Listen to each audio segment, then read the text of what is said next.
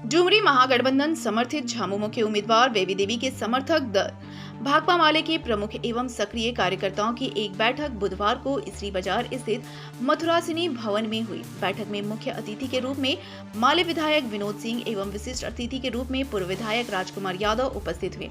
उपस्थित कार्यकर्ताओं से इंडिया गठबंधन के उम्मीदवार को विजयी बनाने के लिए क्षेत्र में व्यापक जनसंपर्क अभियान चलाने व प्रचार करने का अपील किया गया।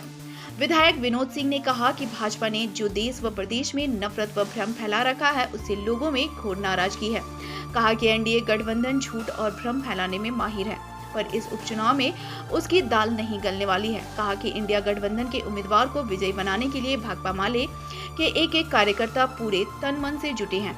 कहा कि दो सांसद रहने के बाद भी गिरिडीह जिला विकास में पिछड़ा है। बैठक के बाद माले कार्यकर्ताओं ने कार्यक्रम स्थल पर अर्घा घाट तक पैदल मार्च कर आमजनों से इंडिया गठबंधन की उम्मीदवार बेबी देवी को जिताने की अपील की।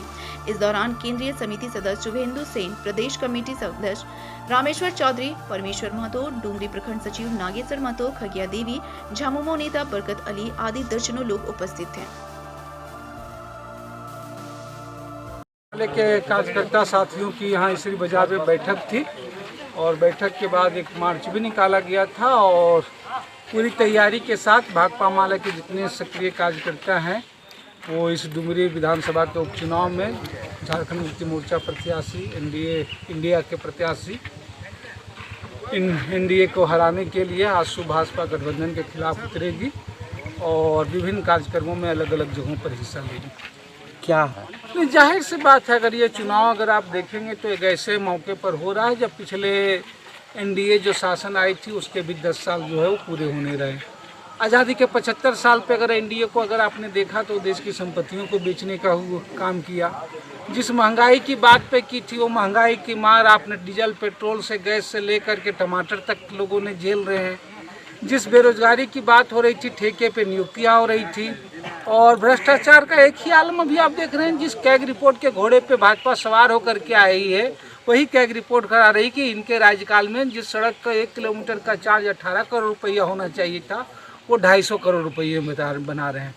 आज ये जो गठबंधन है, अगर आप देखेंगे कि खास करके गिरिडीह जिले में है, गिरिडीह जिले को आकांक्षी जिला घोषित किया गया, लेकिन गिरिडीह के 2 सांसद हैं इस गठबंधन के। लेकिन अगर आप देखें तो प्रधानमंत्री ग्राम सड़क योजना, प्रधानमंत्री आवास योजना, इस सब में ये फिसड्डी साबित हुआ। यहाँ तक कि आकांक्षी जिला के तहत भी जो राशि दी गई है वो गिरिडीह को सबसे कम। और सबसे बड़ी बात है जो आसू गठबंधन या जो ये लोग कह रहे हैं कि अगर आप देखें तो चाहे जातीय जनगणना की बात हो, इसके विरोध में जो है ये लोग हैं। कभी ये नहीं चाहे कि जातीय जनगणना हो।